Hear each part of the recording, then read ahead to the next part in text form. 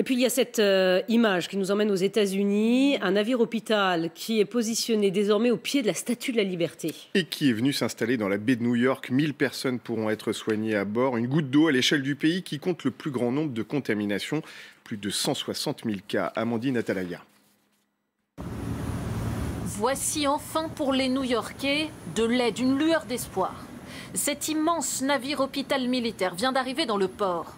À son bord, 1000 liés, 1200 soignants. Ils s'occuperont de patients qui ne sont pas atteints du coronavirus pour soulager les hôpitaux de la ville, complètement débordés par l'épidémie. Dans une métropole habituellement symbole d'aisance et de modernité, cette vidéo hier soir a glacé les Américains. Ma main tremble là. Cet habitant s'est arrêté choqué devant un hôpital et un porte-palettes. Ils mettent des corps dans ce camion réfrigéré. Je vous en prie, restez chez vous, c'est pour de vrai. En tout, plus de 1000 décès déjà à New York. On découvre ici des corps alignés dans un autre camion. Là, des infirmières vêtues de sacs poubelles à défaut d'équipement adéquat. Malgré beaucoup d'efforts, comme la construction en urgence de cet hôpital de campagne à Central Park, cette impression que personne ne contrôle la situation, comme l'explique cette infirmière. Nous, les soignants, on est tous en train d'être infectés. Quelque chose ne va pas.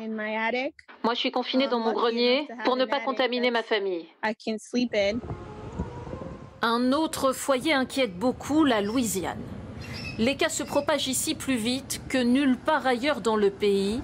Et la toujours bouillonnante et festive Nouvelle-Orléans est méconnaissable. Plus une silhouette dehors. Silence glacial dans le quartier français. L'origine probable du désastre ici, le carnaval du Mardi Gras en février qui n'avait pas été annulé. Un terrible incubateur selon les médecins. Les gens croyaient se distraire et ils sont tombés malades ici. Le pic des contaminations est attendu dans 2 semaines aux États-Unis.